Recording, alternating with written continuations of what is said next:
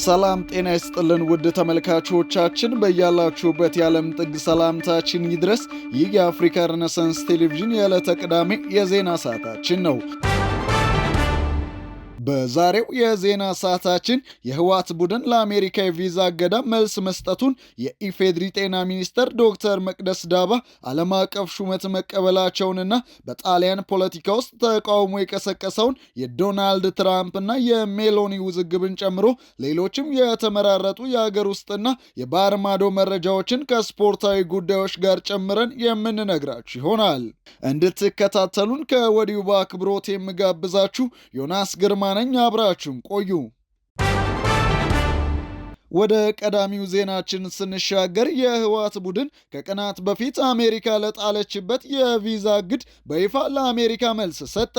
የአሜሪካ መንግስት በፓርቲው አመራሮች ላይ የጣለው የቪዛ ገደብ ያልተሟላና ሚዛናዊነት የጎደለው ግምገማ ላይ የተመሰረተ ነው ሲል ቡድኑ ድርጊቱን ክፉኛ ኮንኗል።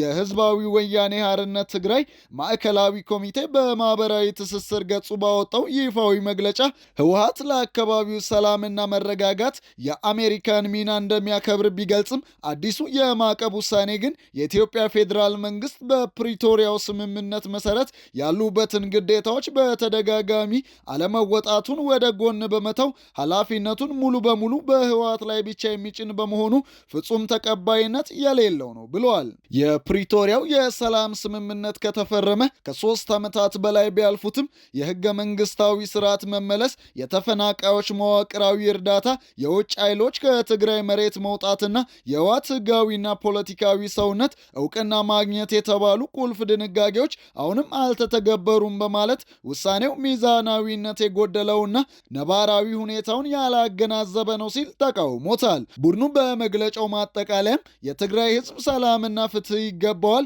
በመሆኑም የሰላም ሂደቱ በታማኝነትና ሙሉ በሙሉ ሊተገበር ይገባልም ሲል ህወሓት የአሜሪካን የቪዛ ገደብ በመቃወም መግለጫውን አጠቃለዋል። የኢፌድሪ ጤና ሚኒስተር ዶክተር መቅደስ ዳባ የፓንደሚክ ፈንድ የበላይ ቦርድ ተባባሪ ሊቀመንበር በመሆን ዓለም አቀፍ ሹመት ተቀብለዋል።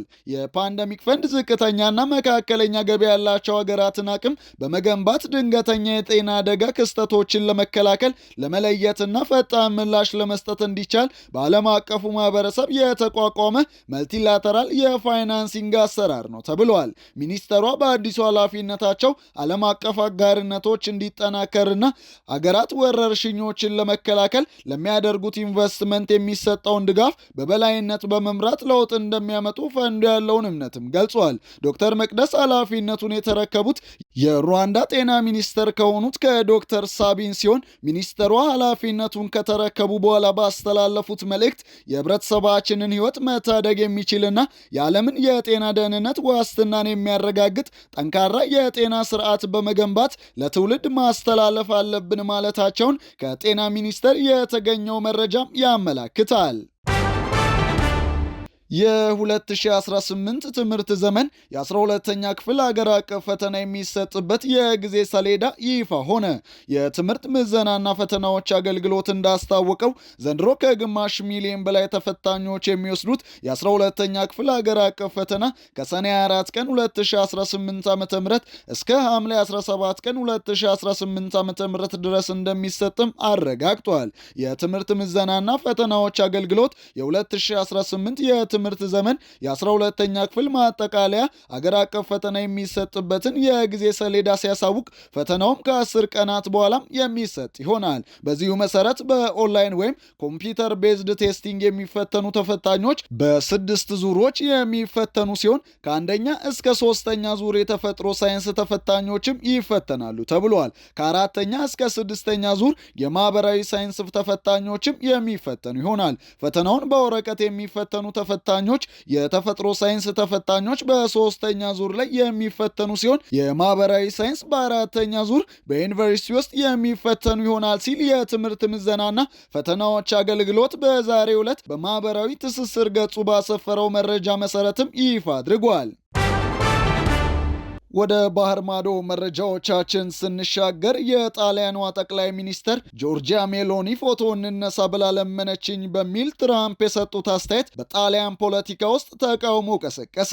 የጣሊያኗ ጠቅላይ ሚኒስተር የአሜሪካው ፕሬዝዳንት ዶናልድ ትራምፕ አባባል ፈጽሞ ከእውነት የራቀ ነው ሲሉ አዲሱ ውዝግብ በአሜሪካና በአውሮፓ ህብረት አጋሮች መካከል ያለውን ውጥረትም አመላክተዋል። የጣሊያኗ ጠቅላይ ሚኒስተር ጆርጂያ ሜሎኒ በቅርቡ በተካሄደው የቡድን ሰባት ጉባኤ ላይ ፎቶ ለመነሳት ለምናኛለች በሚል ፕሬዝዳንት ዶናልድ ትራምፕ ላቀረቡት ክስ ጠንከር ያለ ምላሽ የሰጡ ሲሆን ይህ አባባል በጣሊያን ከፍተኛ የፖለቲካ ተቃውሞም አስነስተዋል። አንዳንድ ነገሮች አፋጣኝ ምላሽ ይገባቸዋል።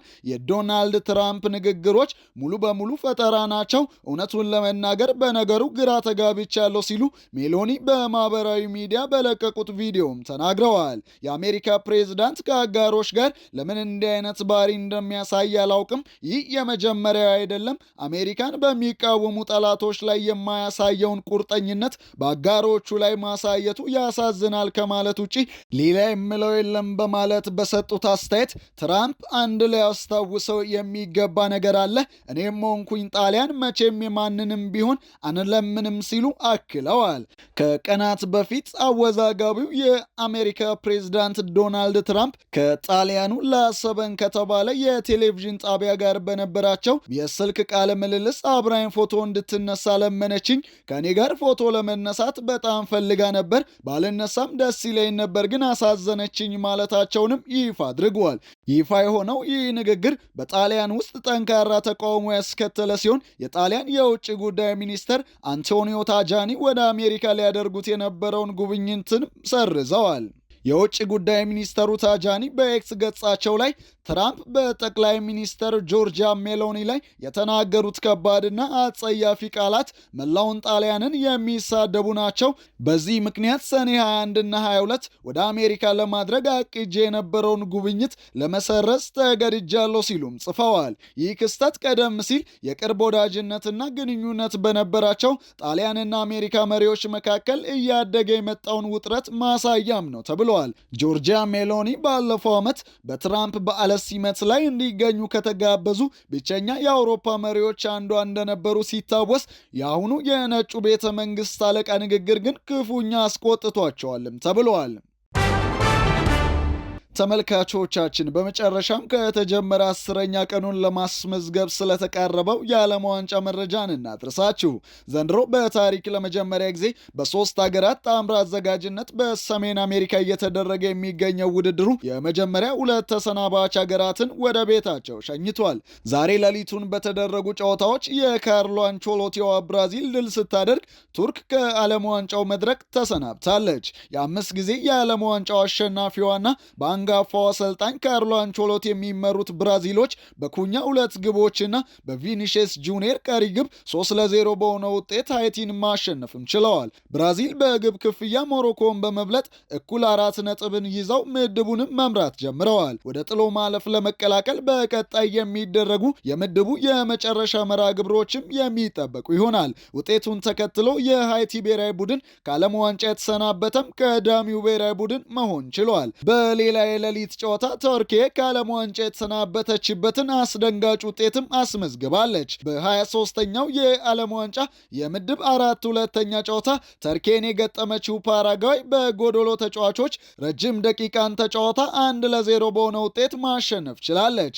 ማቲያስ ጋላርዛ የውድድሩን ፈጣን ግብ በ64ኛው ሰከንድ ላይ ማስቆጠር ሲችል ፓራጓይንም አሸናፊ አድርጓል። እንደ አርዳ ጉለር፣ ኬናን ይልዲዝ እና ሃካን ቻናጉሉን የመሳሰሉ ምርጥ ተጫዋቾችን ይዛ ለውድድሩ የመጣችው ቱርክ ውጤቱን ተከትሎ ጓዟን ሸክፋ ወደ ሀገሯ መመለስ ግድ ሆኖባታል። ተጠባቂ የዓለም ዋንጫ ጨዋታዎች ዛሬ ምሽትም ሲቀጥሉ በዛሬው ዕለት 4 የምድብ 2ኛ ተጠባቂ ጨዋታዎችም ይደረጋሉ።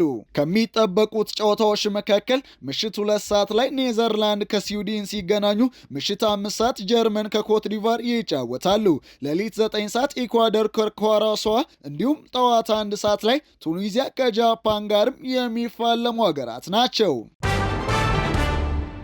ውድ ተመልካቾቻችን የአፍሪካ ሪነሳንስ ቴሌቪዥን የዕለተ ቅዳሜ የሰዓቱ ዜናዎች የተከታተላችሁትን ይመስሉ ነበር። ዮናስ ግርማ ዜናዎቹን ወደ እናንተ ሳደርስ አብሬያችሁ ቆይታ አድርጌያለሁ። ስለሰጣችሁን ውድ ጊዜ ከልብ እያመሰገንን ከቀሪ የጣቢያችን ዝግጅቶች ጋር መልካም ጊዜ እንዲሆንላችሁ እንመኛለን።